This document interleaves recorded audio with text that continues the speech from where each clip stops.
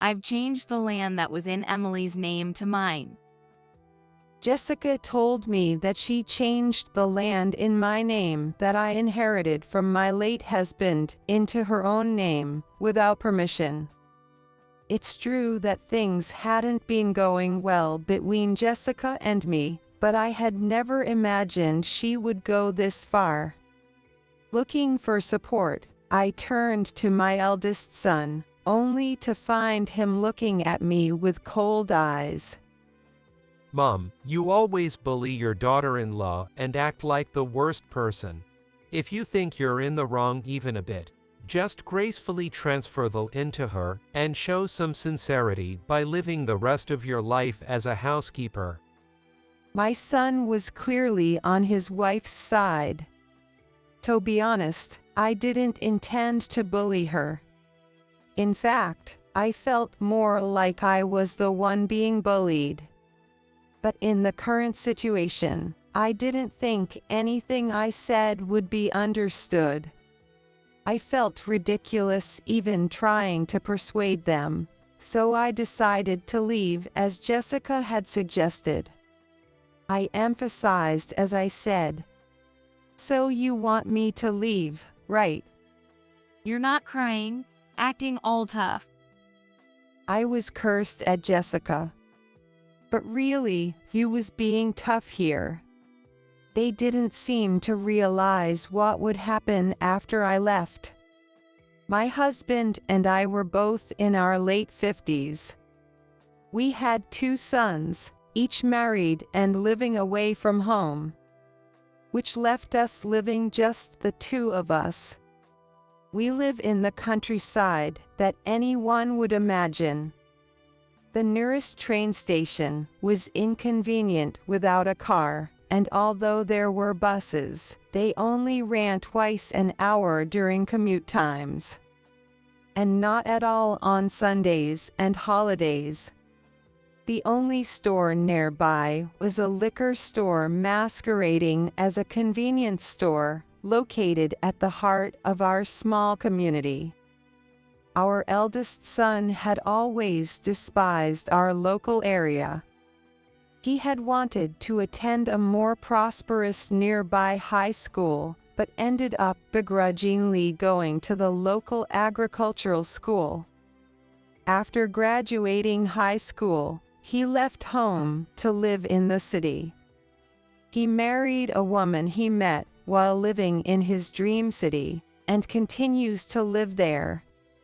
The eldest son and his wife have visited a few times for formal introductions since their marriage, but other than that, they hardly ever come by or get in touch.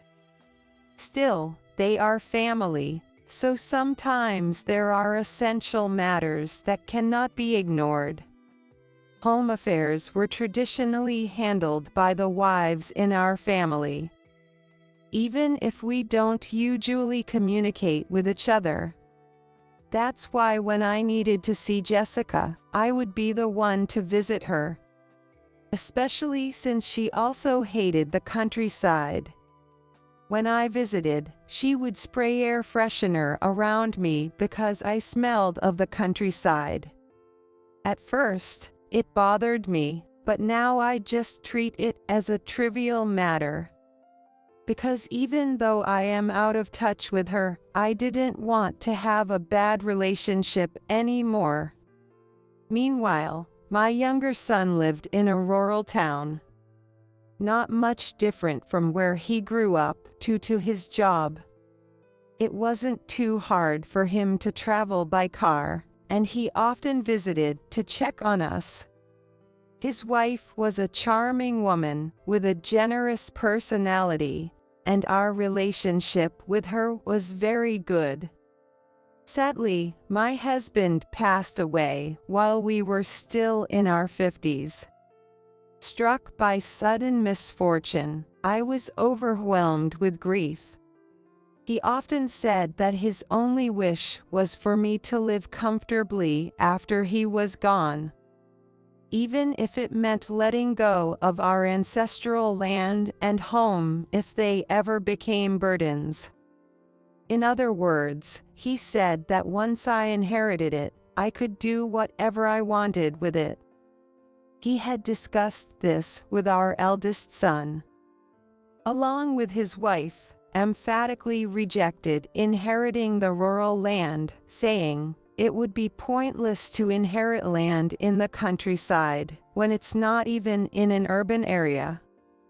Consequently, our eldest son preferred something else, and so did our younger son. I later learned from my younger son that he thought it was best for me to inherit the place filled with our family memories. His family had considered moving back to live with me, but it was too much of a burden on his commute, so they reluctantly decided against it. However, they assured me that they would welcome the idea of living together at our family home if circumstances ever made it necessary. I also decided not to let the property tie down our children's lives. When the time comes, I'll make a clean decision. So I ended up with the land and house, while my sons divided the rest of the estate equally between them. After my husband passed away, development in the neighborhood began to pick up, and the value of the land started to increase. I'm in my 60s now, but I still feel fit and content enough to enjoy life in the countryside. While some disliked the development and moved even deeper into the mountains, everyone has their own opinion about it. Personally, if a supermarket were built nearby, I wouldn't need to drive, and it could help avoid family disputes over things like surrendering a driver's license as I get older. Above all, if the development reduces the worries of my considerate younger son and his wife, then it's not all bad. Honestly, I was excited about the prospect of a more convenient life, but I had no idea that Jessica's unexpected actions would soon disturb my peace.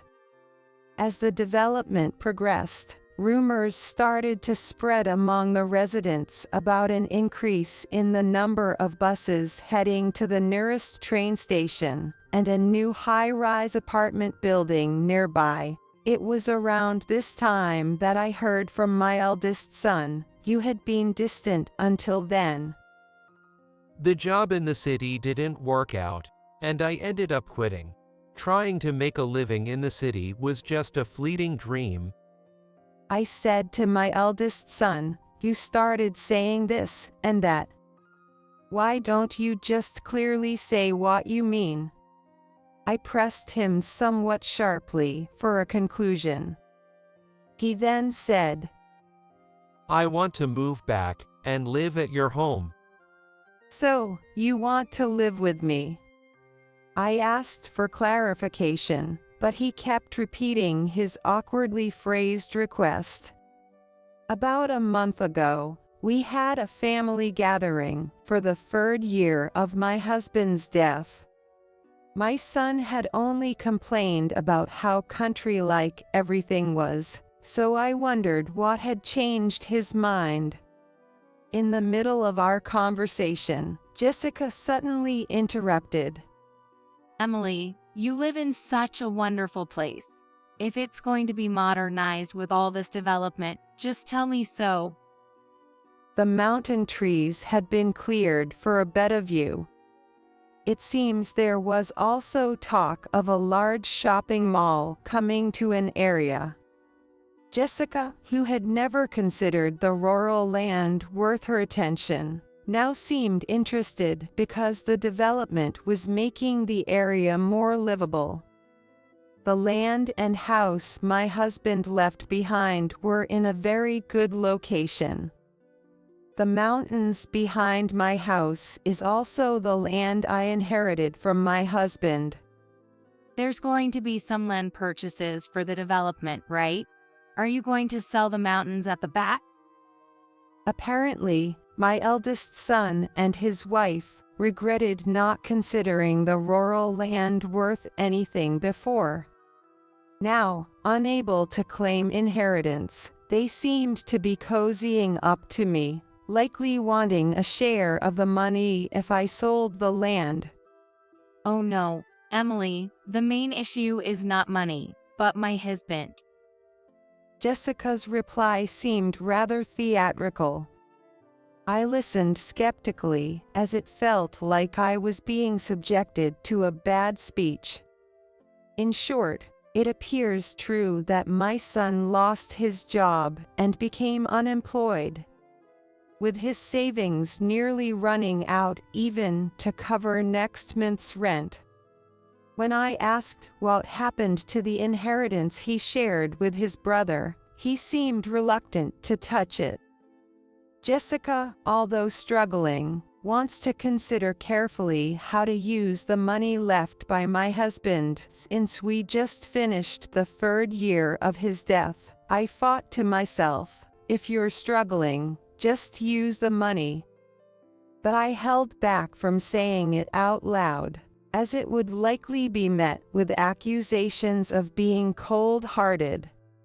Jessica pleaded desperately in tears, telling me that she couldn't afford gas and electricity if she paid rent. Please let us live with you. You want to live in the countryside. Can you really handle it after insisting on city life for so long? I asked him if he was considering finding a job in the countryside instead of the city. Wouldn't it be better for you to find a job back in the city? I could hardly believe that my eldest son, who had moved to the city, would now accept the country life. I can change the inevitable. It might soon become difficult even to afford food, so I need your help. Until the end, he didn't specify whether he'd seek re-employment in the city or the countryside. So, I set conditions. Living together would be temporary until he found a job. Additionally, he must try to find some work, even part-time, while living together. With the ongoing development in the area, there were plenty of short-term job opportunities available. If he wasn't too picky, he should be able to get hired. I figured if I took care of him and his wife for about half a year, they could save up some money and possibly make a fresh start. Marriage is about helping each other. Naturally, I thought Jessica would work outside the home, even not daily, to help gather funds for a fresh start. However, once we started living together, my plans fell apart completely. My eldest son was as committed as he had promised, spending his days job hunting. He searched for jobs during the day and spent several hours in the evening guarding construction sites. At first, Jessica acted supportive, but as my son began to be away for long hours due to job hunting and part-time work, she suddenly changed her attitude. No way, I can't stand it. It's embarrassing for me to go shopping in a mini truck. Shopping had become a weekly routine because a mini truck was more convenient than the stylish cars you see in the city. It was Jessica who had initially said she would handle the shopping. However, after going once, she refused to do it again, claiming she was embarrassed by the mini truck. Jessica would say in front of my son that she liked my cooking and wanted to learn, but when he was not around, she would say the opposite. I can't stand this country-style cooking, and I want French food, she would complain. She would say things like Mom's cooking is so annoying, and skip her turn to cook. One day, when Jessica said she would make dinner, I believed her and went to maintain the woods behind our house. Regular maintenance and selective logging are necessary to prevent overgrowth. Especially important at the change of the seasons and for dealing with fallen leaves. Since my husband's death, I had been hiring young people from our community to help, but I occasionally went to check on things myself. After finishing the work of the backwoods, I returned home exhausted in the evening, only to find the house dark and locked, unable to get inside. I couldn't reach Jessica on her phone, and was at a loss when my eldest son returned home. Then Jessica came home, and I confronted her about where she had been after locking the house. That's terrible, Emily. I'd go shopping just as you ask. How could you forget that? Furthermore, she explained to my son that I had been insisting on having an impossible-to-make dish and had said if she couldn't make that dish tonight, she should leave. I hadn't said any such thing, nor was I even aware that she had left the house. Yet, my son took Jessica's side. Just because we're living together reluctantly doesn't mean you can bully your daughter-in-law. Jessica isn't used to country life. It's impossible to get ingredients for fancy dishes out here in the countryside. He accused me of intentionally sending Jessica to do something unachievable. Although we had clashed over differing values before, being unfairly criticized like this was new to me. It was sad to see my son, who was right in front of me, feeling like a stranger. Shouldn't a son support his mom? I wouldn't go that far. In the world, husbands often side with their wives for a better marital relationship, and indeed, my deceased husband had always supported me. But he had always listened to both sides, and that had helped maintain a good relationship with his mother while she was alive. To think that he would just take his wife's side and yell at me like this. My son angrily continued. Eat that fancy dish you made up all by yourself. I'm going out to eat with Jessica. He snatched the keys from Jessica, threw them at me, and headed back the way he came. When I entered the house, it was just as I had left it in the morning. Jessica hadn't done any housework at all. I was so frustrated that I couldn't stop crying. But there was so much to do that even wiping away the tears seemed a waste. I tidied up the house while crying. A few days later, the owner of the diner where my eldest son had gone out to eat came to visit me, asking if everything was all right with us living together. There's only one diner around here, and it's the same place where we used to eat as a family when my kids were little. It's run by a childhood friend of my husband, and my son knows well that it was his father's favorite spot. Apparently, at his diner, my son and Jessica had been speaking ill of me. It seemed that Jessica had been feeding my son a distorted view of things. I didn't go into detail, but thanked the owner for letting me know. He told me to rely on him if I needed anything, and didn't pry further. Seeing that my eldest son took his wife's side of the story, he said sadly, "I wonder if people change when they go to the city." After this incident, I decided not to expect anything from Jessica. If efforts to get along don't communicate, then they're just a waste of time. I'm better off quickly doing the housework myself with that time and effort. If I thought about retaliating, I wouldn't be any different from Jessica.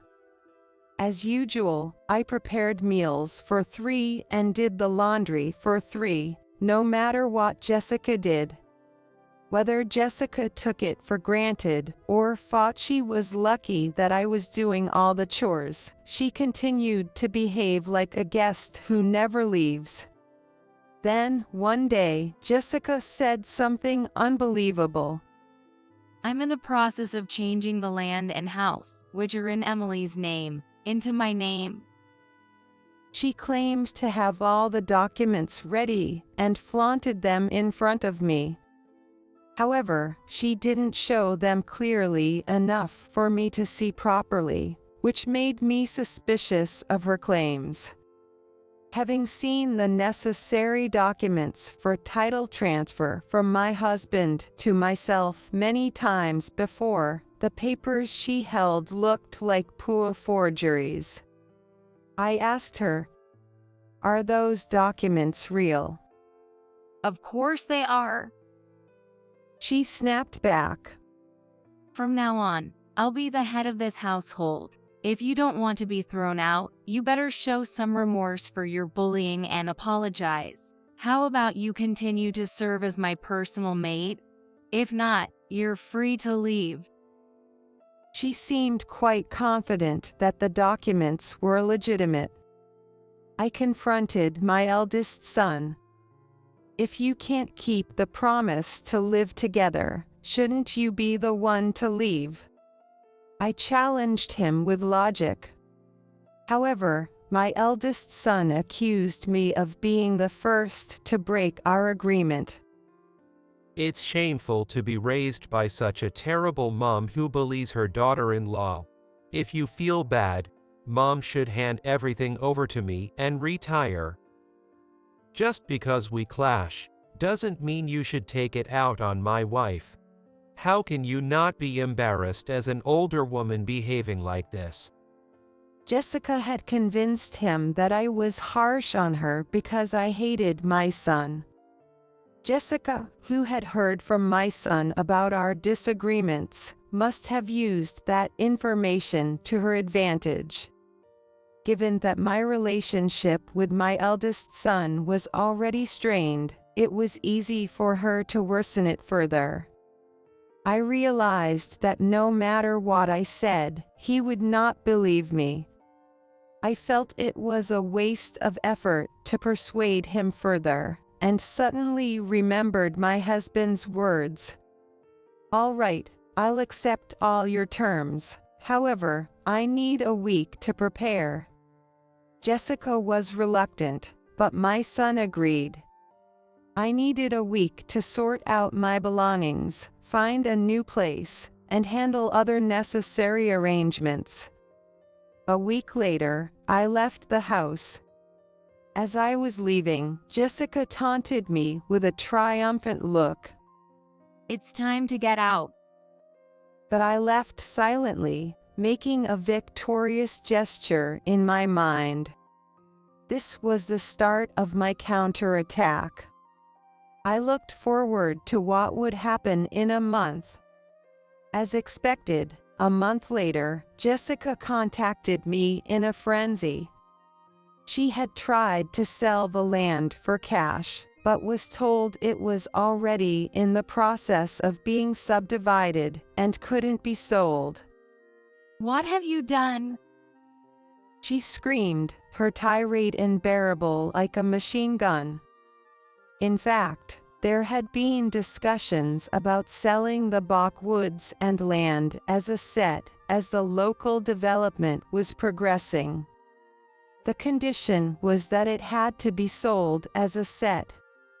Since managing the backwoods by myself was challenging, I appreciate the offer. However, I still had feelings for the house I had lived in with my husband, and asked to hold off on the set sale. During this time, issues with the house's aging came up. A relative who worked in construction mentioned during my husband's monthly memorial that it was concerning since the house had been in the family since my great-grandparents' time. The house felt vast now that I was alone. although it hadn't seemed so large when 3 generations lived there. I felt a bit lonely being left behind in such a big house. Even if rebuilt, my sons wouldn't live in it. After a while, I think it might be a good idea to sell.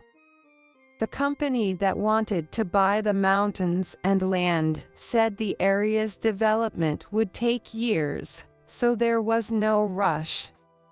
However, living with my son and his wife had gradually altered my plans, and I decided to sell them. The company that approached me about demolishing the house and clearing the land offered to cover the costs, which was a welcome proposal. I just couldn't stand the idea of Jessica unlawfully claiming my husband's land with a fake contract. I did not want to hand it over to Jessica, who believed the contract was real, or to my eldest son, who followed his wife without question. I informed my younger son of the situation and my decision. Although he felt sad about the loss of our family home, he reminded me that memories reside in the heart, not in physical objects. Furthermore, he and his wife had invited me to live with them. I think they have some concerns about leaving the familiar areas, but this is also quite rural, so they would like it. Moved by the kindness of my younger son and his wife, I am now living with them. I ignored Jessica's yelling, ending the call and blocking her number when appropriate. Later, my eldest son, having asked around the relatives about my whereabouts, came to my younger son's house. He cried to me for help, and he started explaining everything that had happened since I was driven out. Initiated by Jessica's friend introducing a legal consultant. Jessica trusted her friend completely, and thus, she believed everything the legal consultant said without a doubt. Jessica was told she could change the land and house from my name to hers with small reward, which was less than half the usual fee.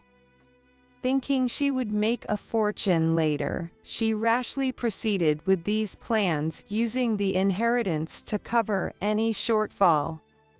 On the promised day, her friend and the legal consultant prepared the transfer documents and gave them to Jessica, who, without suspicion, believed them to be genuine and handed over the reward.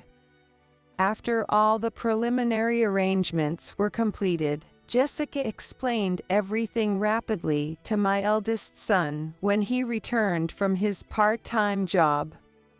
Being tired, he didn't think much about it and believed that his wife was telling him, so there was no doubt.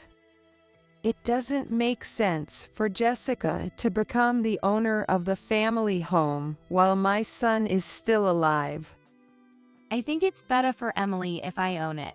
As housewives protecting the same home, we can surely have an open discussion. She convinced him, and he naively agreed.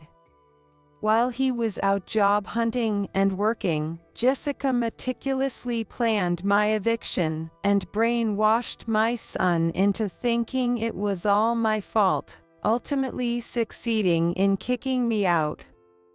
However, when she triumphantly went to sell the house and land, she was told it was impossible because it was being subdivided.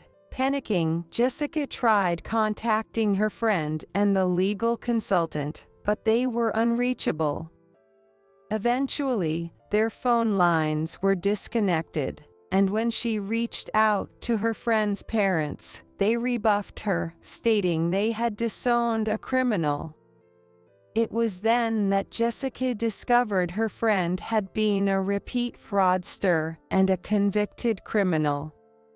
She later found out that many of her classmates had been victims of her friend, who introduced them to fake lawyers, accountants, and legal consultants, exploiting them for fees.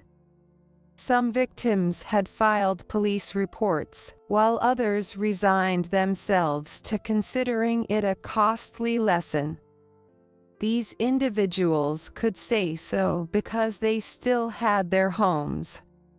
My son and Jessica had not only been scammed but also lost their home and the inheritance before they could even consider filing a police report. Figuring out their immediate situation was the priority. Since the inheritance money should have been largely untouched, I suggested, "Why don't you rent an apartment?" Only then he revealed that the cash card for the account holding the inheritance had been switched out and replaced with another. By the time he noticed, all the money had been withdrawn. "Help me, I'm completely broke," my son pleaded, kneeling before me. It seems that extra charges had been incurred due to complications in preparing the fake documents, and Jessica had withdrawn the money accompanied by her friend, who likely spied on her PIN. Swapping the card would have been easy for a professional without her noticing. Driven by greed and lacking vigilance, Jessica had openly discussed the inheritance money with her friend, making herself an easy target. There had been warnings circulated by Jessica's school about alumni committing fraud against classmates and juniors, advising to be wary of contacts and offers from people with whom they did not usually communicate. However, Jessica dismissed these warnings, claiming, "Only fools get scammed." I pushed my eldest son and wife away, saying that it was their own fault. Even without the inheritance, my son should have had some savings from his part-time job. However, That measly part-time pay, it's gone on booze, obviously. he admitted that he had spent all his earnings on drinking with his friends. "It's your own fault for not planning." I turned him away once again.